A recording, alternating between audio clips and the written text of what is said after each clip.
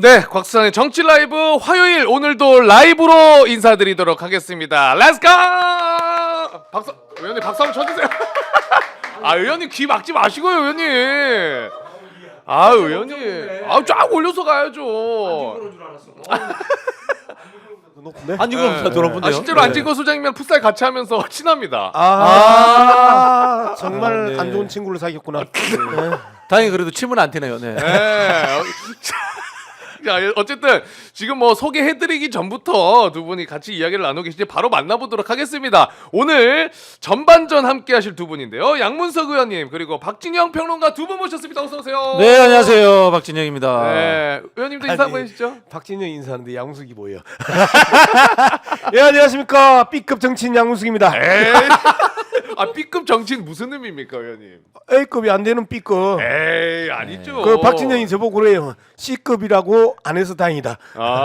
근데 B급하고 B급하고 달라요. 네. B급이라고 표현하면 하위 문화, 주류들이 버린 하위 문화도 아주 소중하게 다룬다라는 그런 뜻이고, 네. B급이라면 이제 격이 떨어진다 이런 뜻이고, B하고 B하고 달라요. 아, 약간의 그러면 제가 다시 인사하겠습니다. B급 양우석입니다. 자, 일단 오늘 본격적으로 이야기를 좀 나눠보기 전에 우리 의원님은 오늘 운영이 다녀오셨잖아요. 예, 오늘 운영이하고 문체위에서 네. 그 양다리 걸치고 가랭이 찢어질 뻔했습니다. 아, 근데 제가 이제 사실 방송 들어가기 전에 약간 좀 그때 방송 전엔 조용히 있었잖아요. 예. 왜 그랬냐면 의원님 이제 영상을 막 찾아봤더니 예. 무서우시더라고. 오늘 운영에서 막 소리 지르고 막 화내시는데 아, 그랬어요? 깜짝 놀랐습니다. 저는 소리를 지르거나 화를 낸 적이 없습니다. 열정적인 토론, 열정적인 질의, 그리고 그리고 격조 있고 품격 있고 우아하고 열정 있는 싸가지가 있는 양우석입니다. 근데 이제 저희가 시간 관계에서 그 영상은 준비를 못했는데 어떤 포인트에 뭐 포인트가 많이 있으셨겠지만은 혹시 보셨습니까, 평론가님은 화내시는 모습? 뭐 보진 않았지만 뭐 네. 대충 짐작은 갑니다. 대충 짐작- 그게 화내는 게 아닙니다. 아, 그래요? 근데 일상적인 그 데시벨 수준이고요. 네. 진짜 화나면은 그 저기 뭐 영상 뚫고 나갑니다. 아, 그래요? 네. 근데 오늘 운영위에서 윤석열 대통령 골프 관련해 가지고 논란이 굉장히 많았잖아요. 네. 근데 그거 관련해서 질문들이 있었는데 굉장히 기가 찬 답변들이 많이 나왔어요. 네. 그거 관련해서도 아마 화가 많이 나셨을 겁니다. 그 태도 관련해서도 있고. 근데 어떤 답변들이 있었는지 못 보신 분들이 계실 수 있기 때문에 저희가 영상으로 좀 준비를 해봤거든요. 그 장면 일단 먼저 보고 오시죠. 대통령은 골프 치면 안 됩니까? 그게 의아스럽습니다. 예? 그게 왜 문제가 되는지. 대통령님의 그 테니스든 골프든 그 스포츠 활동은 보통 의미 이상의 의미를 가지고 있다고 보고요. 골프 외교도 있다고 할 정도로 만약에 이제 트럼프 대통령이 우리 대통령을 초치해서 같이 라운딩을 하자고 했을 때 골프를 전혀 못 치시는데도 같이 라운딩에 응할 수는 없는 거 아닙니까? 그것도 골프에서는 결례거든요. 채팅으로도 지금 뭐 다들 같이 화내고 계시네. 무슨 우리 레미아님이 이런 얘기하셨어요. 무슨 골프 선수 얘기까지 만담하고 앉아 있냐, 뭐 이런 이야기도 하셨고, 저도 보면서 사실 우리가 왜 지적을 했습니까?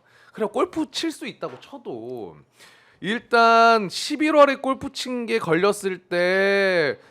외교 트럼프 대비해가지고 친다고 했다가 이전에 쳤던 거 나와가지고 거짓말 해명이라고 논란이 있었고, 그뿐만이 아니라 그 행적을 살펴보니 지금 북한에 무인기가 가가지고 그거 가지고 북한이 정말 위험한 메시지를 내고 있어가지고 군 당국이 굉장히 비상인 상황에서도 가서 골프를 쳤고, 이게 이제 합리적으로 맞는 행동이냐라는 그 비난이 있었던 건데, 그 이제 답변 자체가 굉장히 약간 앵크각, 네. 앵크곽이 네. 지금 수습이 안 되니까 그냥 박진영이 생각이 어떠냐고 물어보세요.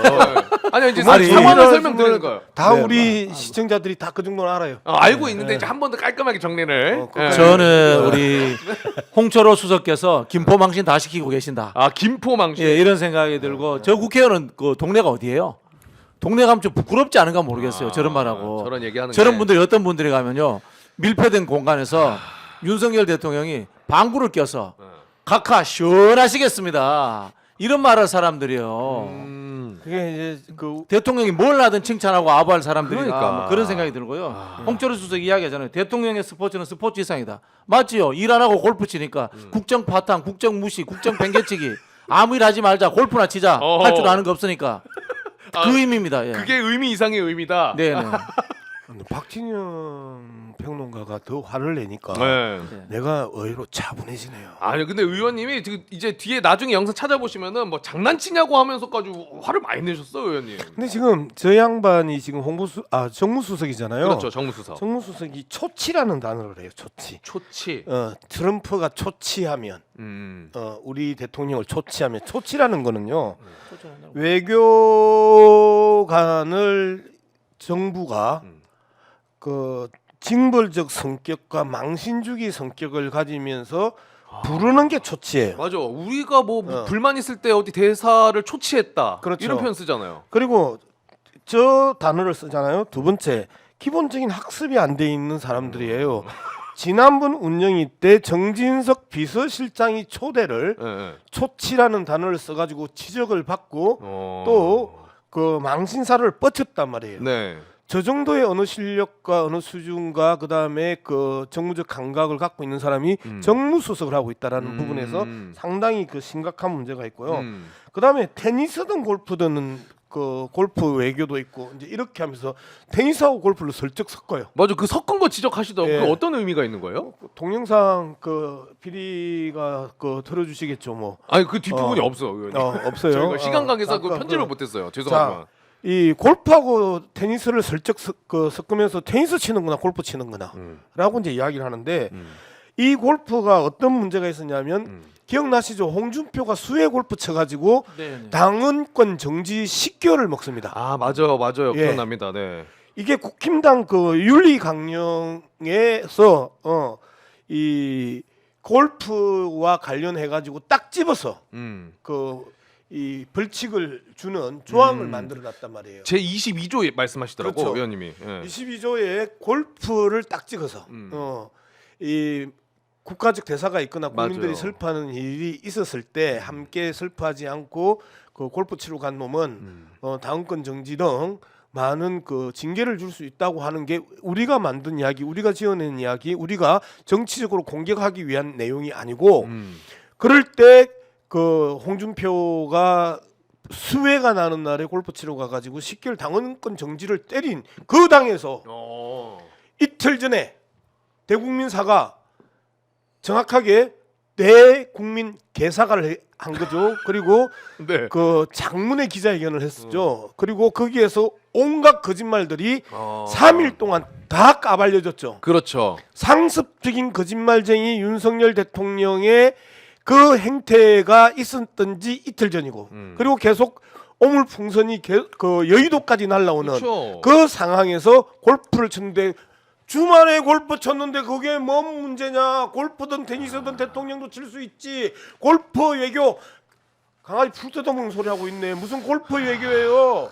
골프 외교 그 이야기 왜 나왔어요? CBS가 취재한 걸 알고 그 다음 날 대통령이 골프 치기로 했다. 8년 만에. 그리고 나서 지난 8월부터 하나 또 이 8월부터 또 너무 네. 너무 열정적으로 토론하는. 아 괜찮아, 괜찮아. 아, 충분히 죄송합니다. 이해됩니다. 여러분들 이어폰을 끼고 듣고 계시는 여러분들을 그 위해서 목소리 쫙 깔고 다시 이야기하겠습니다. 네. 지난 8월부터 8차례에 골프를 쳤습니다. 그리고 밝혀지지 않았던 저희들이 그 취재를 하다가 멈췄던 또 그 성남에 그 골프장 세 군데가 또 있었습니다. 근데 그렇기 때문에 주중에는 술 마시고 주말에는 골프 치고 주중에는 술 마시고 주말에는 골프 신선 치고 노름이네. 네. 그리고 맨정신에는 자고 예 이제 이게 그 삼박자를 착하게 갖춘 정말 송대관 가수가 그 돌아오면 네 박자가 아니고 나는 세 박자를 세 불러주라. 박자를. 맨정신에는 자고 정신 있을 때는 술 마시고 그리고 주말에는 골프 치고 그 트럼프가 골프 좋아하니까 그래도 다행이에요. 네. 스카이다이빙이나 스킨스쿠버 좋아했으면 어떡할 뻔했어요. 진짜. 목숨 걸어놓고 연습해야 되겠네. 트럼프한테 잘 보이려고. 아 트럼프가 만약에 스카이다이빙 좋아한다 했으면은 네, 네. 아니 근데 저렇게 재밌는 개그를 치면서 왜 인상을 쓰고 개그를 아니 그 치지? 저기 뭐야? 하도 어이가 어이가 무한 없- 사람들 아닙니까? 진짜. 하도 어이가 없으시니까 그런 거예요. 박진영의 표정이 개그를 못 따라가는 거지. 자 어쨌든 요거 관련해서는 한 요 정도로 정리를 하고요. 이제 네. 본격적으로 다음 주제 넘어가 보도록 하겠습니다. 이건 이제 많은 분들이 좀 스트레스를 받고 계실 텐데 지금 네. 이재명 대표 관련해서 1심 선고 나온 지 네. 지금 얼마 되지도 않아가지고 제가 오늘 오전에 이거 뉴스를 보고 깜짝 놀랐어요. 이미 지금 4개 재판을 받고 있는 상황에서 예. 업무상 배임 혐의로 예. 도지사 시절 이때 그 무슨 1억 정도를 사적으로 썼다면서 기소를 또 했어요. 네. 이거 일단 어떻게 보시는지 좀 각각 좀 여쭤봐도 되겠습니까? 일단 의원님, 우리 평론가님 먼저 해주시죠. 네. 네. 이런 거 법카로 걸잖아요. 대한민국에 한 500만 명 걸립니다. 우리 오마이뉴스도 법카 쓰죠. 그러겠죠. 자, 아마? 법카로 회식하다고 칩시다. 회식하다가 뭐 치킨집에서 했는데 집에 갈 때쯤 되니까 야 집에 갈 때 치킨 한 마리씩 사가. 부장이 이렇게 손에 들려줬다. 이거 다 그러면 법카로 이거 다 걸리는 겁니다. 사적으로 썼다. 사적으로 썼다. 그러니까 그 본인은 특할비 수십억 되는 거 그 영수증 처리 하나도 안 했죠. 그렇죠. 용돈 줬다는 썰도 있지 않습니까? 맞아요. 이게 저는 앞뒤가 전혀 안 맞고 공정함이 전혀 없다 이렇게 봐야 되고요. 저는 이 전략적인 측면에서 이렇게 기소했다고 보는데 어떤 전략이라고 보십니까? 그러면 탄핵 또는 특검의 위험이 있고 지지율이 떨어지니까 네. 이재명 대표의 15일날 1심 선고에 맞춰가지고 사법 리스크 릴레이 쇼를 해가지고 그쪽으로 기사를 헤드라인으로 몰고 가려고 하는 하나의 작전이 작동했다. 저는 그렇게 분석합니다. 계속해서 네. 네, 지난 그 1차 재판이 이제 그 끝난 뒤에 네. 약간 흥분을 했어요. 국힘당이든 대통령실이든 검찰이든 약간 흥분을 하면서 이재명 대표와 민주당을 계속 공격을 하는데 상당히 그 표정 관리 없이 그 노골적으로 이제 그 흥분한 모습들을 이제 보여주고 있는 상황이고요. 한동훈 대표도 제일 흥분했어요. 네. 한동훈은 글만은 좀 나중에 이야기하고요. 글만은 그 지금 상황에서 그 이제 본격적으로 자기들이 그 지난 2년 3년을 그렇게 이재명 죽이기에 나섰다가 작은 성과라고 이제 생각을 하는 겁니다. 그런데 실질적으로 그 재판부의 그 재판 그 결정이 난 이후에 모든 사실들이 그 공개적으로 뒤집어지기 시작을 하고 각종 그 짜깁기와 그다음에 법기술들이 만천하에 이야기가 되잖아요. 오히려 많은 국민들이 저런 걸 가지고 이재명을 죽이겠다고 저렇게 호들갑을 떨고 그 난장을 지었구나라고 하는 그 법적 내용들이 더 구체적으로 그 이 국민들에게 상세하게 설명되고 있다. 근데 이런 상황에 있어서 강력한 이제 역풍을 그 맞을 수밖에 없다라는 게 오히려 현실이고 뭐 어제 오늘 여론조사들이 오히려 민주당의 지지율과 이재명 대표의 지지율이 계속해서 그 급상승하는 이런 모습들이 이제 해도 너무한다라는 분노와 그 다음에 그래도 설마 아니땡 굴뚝에 연기 날까라고 생각을 했었는데 아니땡 굴뚝에 연기를 나게 만드는 기술이 검찰에 있네라고 하는 것들을 오히려 중도에서 간망하던 분들마저도 그리고 정치 저간 요청들마저도 본격적으로 이 문제를 들여다보기 시작했다라는 신호다. 저는 그렇게 읽고 있습니다. 오히려 더욱더 많은 관심을 불러일으켰다. 네.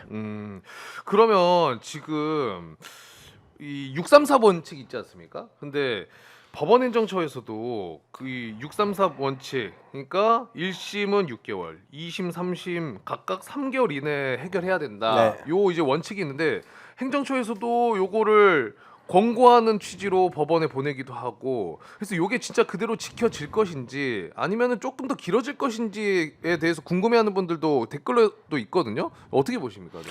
저는 그 633 원칙이 아니고 그냥 그 이 조희대 대법관의 선언일 뿐이고요. 네, 그리고 그 재판 자체가 정치행위입니다. 치열하게 그 법정 그 다툼이 일어나는데 양쪽에서의 치열한 법리 논쟁과 증거 논쟁을 그 하다가 보면 633이 지켜질 수가 없어요. 말 그대로 이재명 대표의 이번 그 선거법과 관련돼서도 사실상 2년 3년을 그 끌어왔던 이 검찰의 수사 그리고 그 수사의 그 결과들과 법리들과 증거들이 한꺼번에 변호사들에게 다 반박당했던 내용들. 그럼에도 불구하고 무리하게 그 판결을 시도하면서 재판부 자체가 사법적 반역을 일으키는 이러한 행태로 국민들에게 비춰졌다는 거예요. 즉 이게 633이라고 하는 선언 자체 원칙은 아니라는 거예요. 어디서 이런 법도 없고 합의도 없고 일방적으로 대법관이 원칙이라고 633 원칙이라고 던졌는데 원칙이 어디 있는 게 원칙이에요. 칙이라 하면 법에 기반한 개념이 칙인데 이 칙이라는 걸 함부로 써요. 함부로 쓰던 놈이 누구예요? 원칙과 상식으로 장사해 처먹었던 놈들이 누구예요? 현 윤석열 검사 독재 정권 아니에요? 원칙과 상식이라는 이 개념을 정말 싸구려로 만들고 말장난으로 만들고 희화화시키고 그리고 정말 젊은 세대 어린 세대들에게 감히 이제는 원칙과 상식이라는 이야기 자체가 조롱의 대상이 되는 이 개념의 희화화와 개념의 훼손을 저들이 함부로 하고 있고 지금도 저 대법관이 그 633 원칙이라는 것 자체를 희화화시키는데 일조하고 있다. 저는 그렇게 생각합니다. 희화시킨데 일조하고 있다. 평론가님은 어떻게 보십니까? 그 뭐 윤석열 대통령 듣기 좋으라고 해주는 거겠죠. 아. 말씀하신 것처럼 1심도 6개월이 지켜지지 않았고요. 그렇죠. 네, 그리고 3개월만큼 이렇게 끝날 만큼 이 간단한 게 아니고 지금 논란의 여지가 많지 않습니까? 네. 저는 뭐 그냥 윤석열 대통령 듣기 좋아라고 립서비스 해줬다 그런 오히려? 생각이 들고요. 네. 만약에 이게 633이 지켜진다면은 저는 정권과 짜고 치는 거다. 뭐 그렇게 의심할 수밖에 더 없습니다. 확실한 증거가 나오는 거다. 속전속결해가지고 실제로 야당 대표 그것도 지지율 1위로서 다음 대통령이 될 가능성이 가장 높은 사람을 정치적으로 퇴출시켜 버리겠다. 그리고 당원 500만의 정당을 해산시키는 수준으로 나락으로 떨어뜨리겠다. 이거는 민주주의 하지 말자는 소리입니다. 사법부가. 그러니까 말씀하신 것처럼 633인데 6은 전혀 안 지켜지고 예. 1심이 나온 이후에 33만 지켜진다는 것도 사실 진짜 웃기긴 그 한데 어쨌든 혹여나 그렇게 된다면 어쨌든 이번에 이제 그 이 김혜경 재판부 그다음에 이재명 재판부의 행태들이 그나마 우리 사회에서 그 나름대로의 아직까지 신화로 또는 미신으로 남아 있는 게 사법부의 정의, 사법부의 승복, 사법부의 판단을 존중. 이러한 나름대로의 그 이 억구, 구절, 간용구, 그다음에 뭔가 기준이 될 법한 정치적 용어가 무너져 버린 거잖아요. 네. 사법부를 존중한다가 일반적으로 우리가 이야기했던 그 이 상식적 개념이었었거든요. 네. 근데 이 상식이 이제 사실상 깨졌다. 사법부도 못 믿겠다. 뭐 그 이 사법부가 정권에 투항했다 또는 정권에 목줄 잡혔냐, 사법부가 캐비넷 속에서 검사들에게 그 뒷골이 잡혔냐 이렇게 의심을 하는 국민들이 반이 넘어가 버리는 네. 이제 이런 현상을 사법부가 자초했기 때문에 이 사건에 대해서 계속해서 무리하게 이재명 대표의 대선 출마를 그 못하게 방해하는 책동들이 지속되면 사법부 자체도 국민들로부터 탄핵당할 거다. 사실상 윤석열 검찰 독재 정권이 심리적 탄핵을 당했고 거기에 검찰은 완전히 그 국민들로부터 신망을 잃었고 여기에 그나마 마지막 정의의 보루라고 이야기했던 사법부조차도 이러한 행태를 자꾸 빈번하게 그리고 지속적으로 끌고 가면 사법부도 국민으로부터 탄핵당할 수 있다라는 부분을 명확하게 경고합니다. 사법부도 사실 얘기하신 거 사법부도 국민한테 심판받을 수 있다라고 얘기하신 게 사실상 이번 1심 선고 자체가 정말 보기 힘든 결과였고 해봤자 진짜 나와봤자 뭐 80만 원이냐 이런 이야기가 나오던 와중에 징역형이 나왔던 거니까. 저는 원래 사법부를 원래 존중하지 않는 사람이고요. 원래 존중하지 않는 원래요? 네. 생각을 해보면은 뭐 우리 조봉암 사형 사건, 그다음에 인혁당 사건, 역대 이제 군사 독재 정권에서 군사 독재 정권의 조작에 의해 가지고 민주화 인사들이 사형당하고 감옥에 갔습니다. 그 판결 누가 했습니까? 판사들이 해준 겁니다. 그렇죠. 그 판사들이 기록이 남아 있잖아요, 전부 다. 그런데도 거기에 대해서 사과하는 사람 하나 제대로 못 봤습니다. 다 군사 독재 정권에 기생하고 부역했던 사람들입니다. 그런 역사가 있기 때문에 저는 믿지 못하겠다. 이 말씀을 드리고 싶고요. 그리고 사법부도 탄핵될 수 있다라는 이야기는 개헌을 통해서 한국 사회가 가지고 있는 법조 만능주의가 이제는 깨질 때가 됐다. 그런 생각이 드는데요. 헌법재판소도 대표적으로 이제 헌법재판소가 있는 나라가 있고 없는 나라가 있는데요. 대부분의 헌법재판소 같은 경우에는 정당 대표들, 전직 총리들 이런 사람들이 합니다.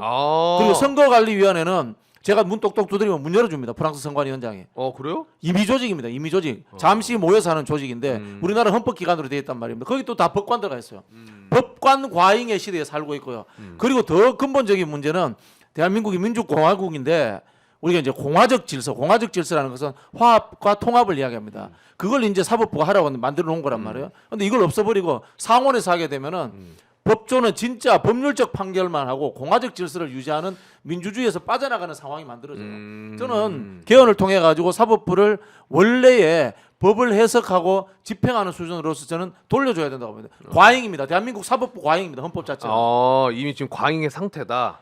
과다 과잉입니다, 진짜. 과다 이제 과잉이다. 그래서 저도 이제 박진영 원장의 이야기에 이제 상당히 동의하는 부분인데 그 동안에 그 검사에 대한 신비주의가 윤석열 정권 들어오면서 다 깨졌어요. 그리고 검사에 대한 그 싫으나 뭔가 있을 것 같은 그러한 것들의 미천들을 다 드러냈단 말이에요.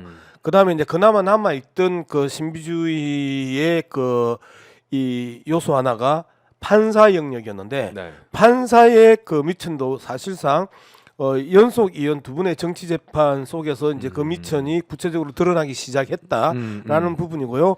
그다음에 전체적으로 그 법기술자들의 과잉 그 권력들, 법기술자들이 가지고 있는 과잉 권력들, 즉 검사와 판사들이 가지고 있는 과잉 권력 그리고 비민주적 그 성격의 이 과잉 권력에 대해서는 이제 제자리로 그 돌려보내야 된다. 즉 정상화시켜야 된다. 자기 목만큼만 하게 해야 된다. 이제 그런 자신의 몫을 찾아주는 판사 권한의 정상화 그리고 검사 권한의 정상화의 그 파도가 세게 그 치고 있는 게 오늘 작금의 현실이다 저는 그렇게 생각합니다.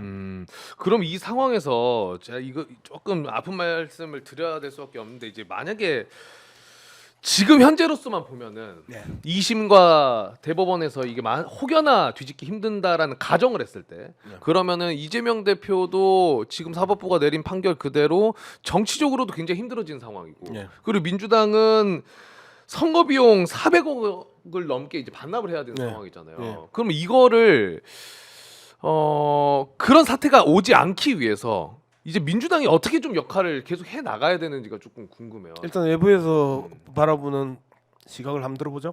네. 뭐 특검하고 탄핵해 가지고 그 전에 끌어내려 버려야죠. 음. 아니 법의 문제를 떠나고 상식적으로 생각을 해봅시다. 제가 누구를 안다 모른다. 네. 내가 감정적으로 협박받은 것 같다. 이걸 가지고 차기 대선 주자 1위에 올라 있는 사람이 없어져 버려요. 당원 500만에 대한민국 국민의 47%가 지지한 정당이 없어져 버려요. 국회의원 175석의 정당이 없어져 버려요. 이게 민주주의 원칙에 맞습니까? 판사 한 사람의 취향에 따라 가지고 판사의 양심, 사실 이 양심이라도 법률적 양심입니다만은 내가 보기에 우리나라 판사들은 자기의 정치 성향적 양심에 따라 가지고 판결해 버려요. 그걸로 대한민국의 민주주의 절반이 없어져 버려. 이게 말이 맞습니까? 타노스입니까 자기가? 수가 애드립성 또 예시가 좋은데요. 뭐든지 다 할 수 있는. 타노스 핑거. 네. 네. 의원님 좀 어떻게 보십니까? 제가 항상 방송을 나오기 전에 주로 그 듣는 유튜브가 네. 오늘은 이 사건에서는 박진영이 어떻게 해석을 했을까를 이제 주로 많이 듣는 편입니다. 네. 그래서 훌륭한 국회의원이 되신 겁니다. 두 번 만나봤어요 지금. 그래서 네. 박진영 그 교수가 이야기했던 부분에 대해서 상당히 그 동의를 하고 있고요. 실질적으로 이런 가정 자체가 불가능합니다. 이 없는 탑을 쌓아서 탑돌이를 하는 것만큼 멍청한 짓이 없는 거잖아요. 그리고 아니 땐 굴뚝에 연기 나랴라고 했는데 진짜 아니 뗐는데도 연기가 나게 만든 저들의 법기술, 법치의 이 권력화라는 부분에 대해서 많은 국민들이 분노하고 있다고 말씀을 드렸던 네. 것이고 검찰에서의 그 이 검사들의 그 바닥을 다 보였고 미천이 다 드러났고 사법부의 판사들의 그 미천이 드러나고 있는 이 상황에서 어느 그 국민들이 저들이 결정한 범죄를 인정하겠습니까? 즉 아무도 많은 이 다수가 판사가 어떤 결정을 내린다고 해도 이제는 인정할 수 없는 시대로 이미 진입해 버렸다라는 게 이제 그 첫 번째고요. 두 번째 이 저항들이 더 이제 거세질 텐데 거세지면 거세질수록 판사들의 행태는 훨씬 더 정치적 이 판결들이 빨리 나타날 겁니다. 침몰하는 배에 가장 먼저 뛰어내린 놈은 쥐새끼예요.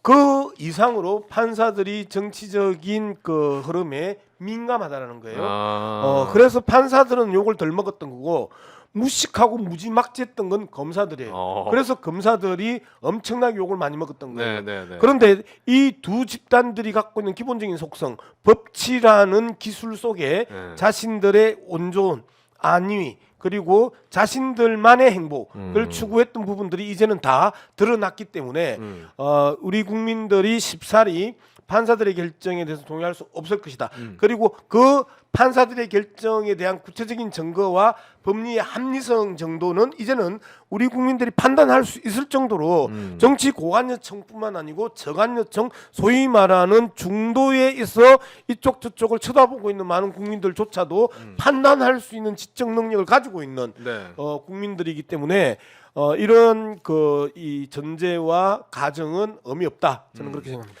우리 그 신성한 법정 이야기를 하잖아요. 신성한 법정이라는 게 법조인들은 법치를 집행하는 곳이니까 신성하다 이렇게 알고 있는데 실제로 이 판사의 영역이 이제 이게 고대 우리 그리스 로마에서 온 거예요. 그리스 로마 페르시아 이쪽에서 온 건데 이게 젖지라는 것이 신의 영역을 대체한다는 어떤 측면이 있어요. 그렇기 때문에 신의 계시를 받아서 하는 것 때문에 그만큼 신성하고 잘못되면 안 된다는 뜻이에요.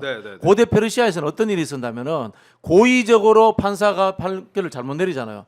피부 껍질을 벗겨버려요. 그 판사 껍질을 껍질을 벗겨버려요. 그래가지고 의자에 씌워버려요. 판사 의자에 씌워버리고 그리고 판사라는 것이 고귀한 신분들이 하는 거란 말이에요. 그 아들이 나중에 자기 아버지 껍질에 앉은 의자에 앉아서 판결하겠다. 이런 역사적 이야기도 있어요. 그만큼 소중하고 정말 진심을 다해서 하나의 잘못됨이 없이 초의 불균등함이 없이 공정하게 해야 되는 것이다. 이런 이야기를 지금 드리고 싶은 거예요. 알겠습니다. 근데 이제 저는 개인적으로 이건 뭐 저 개인의 생각입니다.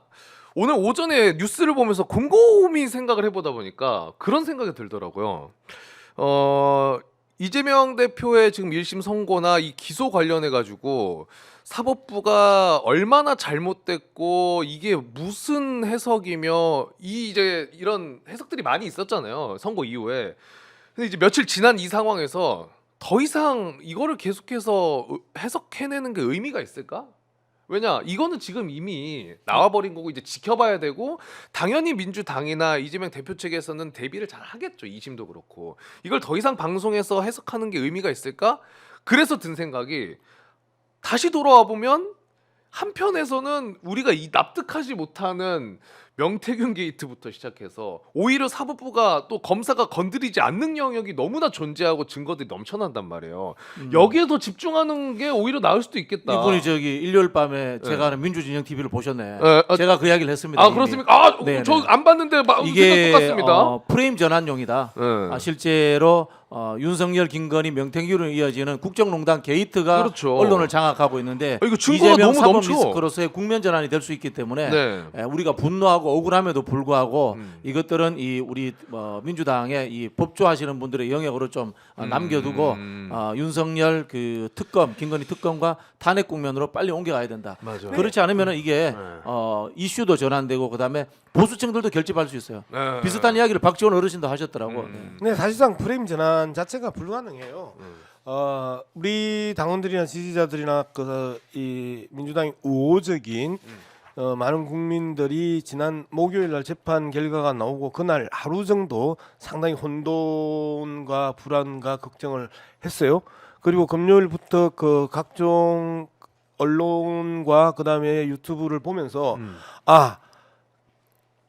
우리가 더 당당하게 더 담대하게 가야 되겠구나라고 생각을 했던 거고 토요일 날 그 비오는 집회 내가 윤석열 정권 들어오고 나서 최대의 인파가 모였던 공중에서 찍었던 그 사진들 중에 강화문 바로 밑에서는 까매서 어두워서 안 보이는데 거기도 빡빡하게 그 사람들이 차 있었거든요.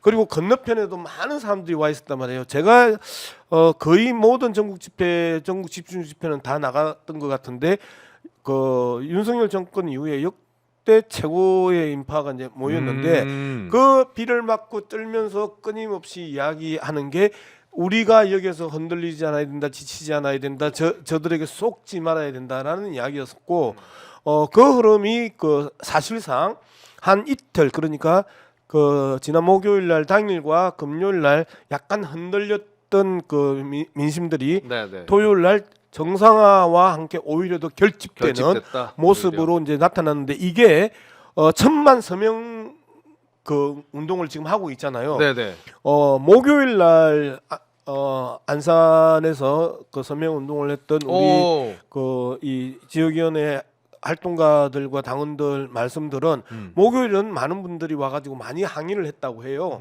그 특히 나이 드신 그 이 할머니들이 이제 많이 항의를 했는데 오히려 그 금요일 날, 토요일 날, 일요일 날로 넘어가면서 훨씬 더 많은 사람들이 수고한다, 힘내라.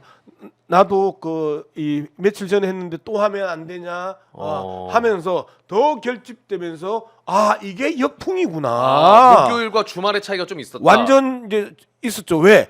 많은 그 진보 유튜브들이 그것들을 설명해내고 여기에서 사법부의 정치적 장난질에 우리 국민들이 맞아. 놀아나서는 안 된다라는 부분과 함께 여기에서 정치적 그 판결에 대한 분노들이 이제 활활순처럼 타기 시작을 했고 그러면서 토요일 날 제가 깜짝 놀랐는데 많은 분들이 저한테 와서 그 말씀하시기를 저도 안산에서 지하철 타고 올라왔습니다. 라고 하는 분들이 꽤 많았었어요.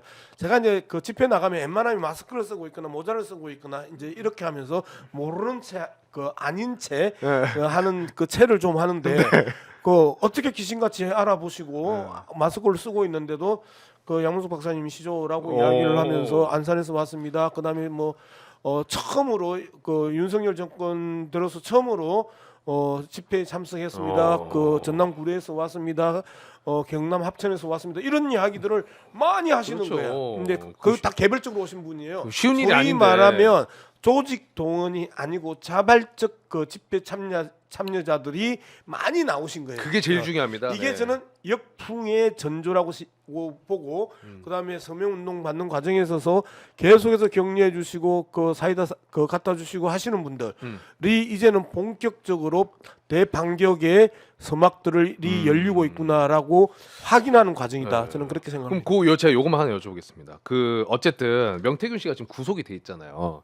구속이 돼 있는 상태에서 검찰발로도 뭐 이렇게 소식들이 많이 들리고 네. 녹취록도 지금 계속해서 공개가 되고 네, 있고 네. 증거는 이제 계속 차고 넘친단 말이에요. 근데 네. 이게 어제 저희가 방송했을 때 이제 강혜경 씨 변호사인 노영희 변호사께서는 창원지검 내부적으로 또 하나의 지금 부서가 만들어져서 이게 꼬리 자르기일 줄 알았는데 조금씩 그래도 기류가 바뀌는 듯한 느낌이 있다 이런 이야기를 하셨어요. 근데 요게 이제 검찰이 명태균 씨 핸드폰에서 사진 2만 개 그리고 또 텔레그램 메시지도 확보했다 이런 뉴스도 있었고 그래서 너무 증거가 차고 넘쳐서 실제로 그런 바뀐 기류가 있을 것인지 아니면 우리가 혹시나고 걱정하는 꼬리 자르기의 느낌이 아직도 남아 있을 것인지 저는 요거 어떻게 생각하시는지가 좀 궁금하거든요. 일단 평론가님 어떻게 일단 보십니까? 그럼에도 불구하고 윤석열, 김건희를 직접 겨냥하는 이야기들은 나오지 않고 있습니다. 그렇긴 하죠. 그런 부분이 있고요. 그리고 이제 하나 기대하는 거는 이거예요. 지금 검찰 정보가 창원 쪽에서 새 나오는 게 JTBC하고 한겨레 신문을 통해서 맞아요. 흘러나오고 있습니다. 이거는 그나마 제가 봤을 때는 우호적으로 이 사건이 너무 해도 너무한다라는 검찰 내부의 일부의 이른바 이 좀 합리적인 분들의 그분들이 정보를 넣어주는 것이 아닌가라는 네. 기대를 합니다. 저는 그럼에도 불구하고 이거는 민주당이 좀 전략적 접근을 해야 된다고 생각하는 게 어떻게요? 창원지검에서 11월 말까지 어떤 구체적인 수사의 성과를 내지 못한다. 그렇다면 그때 가서는 특검을 상설 특검을 한다거나 아. 국정조사를 한다거나라는 어떤 시기 제한을 해놓고 한번 전략적으로 민주당이 던져볼 필요가 있다라는 생각이 듭니다. 그 이야기를 제가 왜 드리냐면요. 창원지검에도 명태균 씨의 핸드폰을 통해서 수많은 정보가 있지만은 제가 짐작하는데 민주당으로도 엄청난 지금 제보들이 들어올 겁니다. 네, 민주당이 정보가 더 많을 수도 있고 민주당이 뭐 조사는 할 수 없습니다만은 정보를 가지고 진실을 파헤치는 작업이 더 앞서 나갈 수도 있습니다. 그렇다면은 실제로 창원지검보다 민주당이 더 잘할 수 있다. 즉 국회가 더 잘할 수 있다라는 뜻입니다. 네, 그런 측면에서 국회가 하는 국정조사라든가 상설특검을 한번 주장할 필요가 있지 않나 뭐 그런 생각 제가 한번 해봅니다. 예, 뭐 그 전반적으로 박진영 교수하고 이제 그 유사한 입장인데 여기서 우리가 좀 더 디테일하게 쳐다봐야 되는 영역이 있습니다. 검사들이 흔들리는 게 아니고 수사관이 흔들릴 가능성이 높다. 수사관이 예. 이제 이 부분입니다. 검사들이 흔들릴 가능성은 내가 보기엔 별로 없다라는 부분을 정말 분류를 잘하시네요. 그럼 저 이거 쳐다봐야 되고 네, 수사관이 흔들릴 자, 가능성이 높다. 지금 나오는 정보가 검사 발인지 수사관 발인지를 좀 그 따져봐야 되는데 네, 네, 네. 저는 외려 수사관 발일 가능성이 높다. 그리고 분노하는 척은 검사보다는 수사관일 가능성이 높다라는 측면에 있어서 이 부분에 대한 그 이 낙관적 전망들에 대해서는 우리 일단 경계해야 된다라는 일단 부분이 경계해야 첫 된다. 번째고요. 두 번째가 그럼에도 불구하고 계속해서 이러한 그 흐름이 내부 분열 권력 내에서의 갈등 이런 부분에 대해서는 우리가 계속해서 언급해줘야 된다. 그래서 그 오늘도 뭐 노영희 변호사가 그런 이야기를 하는데 창원지검장하고 그 일선 그 검사들하고 그다음에 투입된 그 이 중앙지검에서 날라갔던 파견된. 친구들하고 한 세 그룹이 있는 거잖아요. 네, 네, 네. 이 세 그룹에 있어서 기본적인 갈등이 일정하게 존재한다라고 이제 이야기를 하는데 네. 그 부분에 대해서도 우리가 일차적으로 좀 눈여겨 봐야 되지만 수사관들의 그 이 강한 이 반발심 해도 너무한다 선을 넘었다 저게 대통령이냐 뭐 이런 그 분노들이 계속해서 검사들의 갈등을 증폭시키는 그 이 기폭제가 될 가능성도 높다라는 부분이고요. 이것들을 우리가 정확하게 읽어주면서 언론에서도 이 부분에 대한 낙관주의로 빠지면서 검사가 갑자기 이 착한 놈이 될 가능성 거의 없어요. 거의 없다. 검사가 그러면 정말 평검사들의 일정하게 우리는 이제 기대를 걸어야 되고 그 창원지검장이나 그다음에 그 중앙지검이나 부산지검에서 파견됐던 것들은 그 로열티 높은 것들이 그 파견됐을 거다. 네. 그러면 기존의 평검사 5, 6명에 대한 기대들은 일정하게 그 우리가 좀 가지고 그다음에 계속해서 창원지검에서 붙박이로 검찰 공무원으로서의 그 역할을 해왔던 수사관들 그다음에 거기에 있는 그 이 가족들 이제 이런 분들의 이야기를 우리가 좀 깊게 관찰할 필요가 있다고 저는 보는 겁니다. 그러면은 만약에 의원님이 얘기해 주신 대로 수사관들의 분노로 계속해서 이런 중요한 정보들이 나오게 된다면은 네.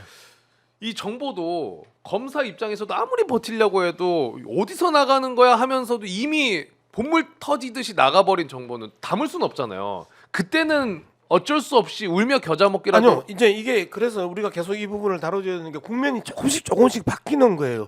그러면서 많은 그 언론에서 현재의 그 잘못된 분석이라 할지라도 평검사들 잘한다.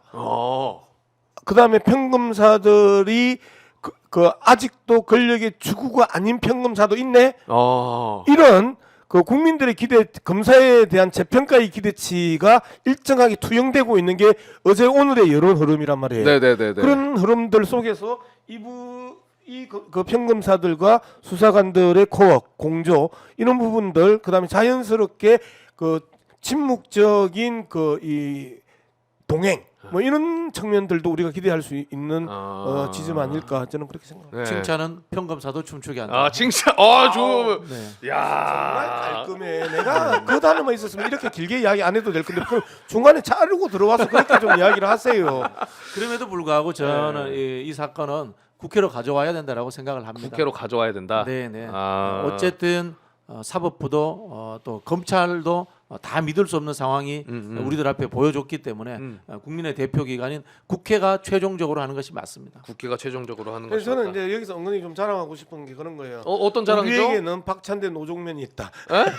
우리에게는 박찬대 노종면이 있다. 사실상 우리 박찬대 원내대표가 상당히 많은 제보를 받고 훌륭한 그리고 USB를 가지고 있다. 그 제보를 그 사실상 거의 유일하게 공유하는 사람이 노종면 의원이에요. 그래서 두 양반이 상당 부분 그 많은 정보를 가지고 있고 고비 때마다 계속해서 민주당에서 던지는 이러한 그 녹취록들 뿐만 아니고 내부적으로 깊고 길고 다양하게 그 분석해서 가지고 있는 그것들 그게 나는 가장 궁금하거든요. 생각 밖에 검사들이든 판사들이든 함부로 움직일 수 없을 정도로 반격할 수 있는 수많은 증거들을 가지고 있고 분석하고 있고 정제시키고 있는 과정이다. 이렇게 저는 이야기하고 싶습니다. 네. 제가 한번 들어가 볼까요?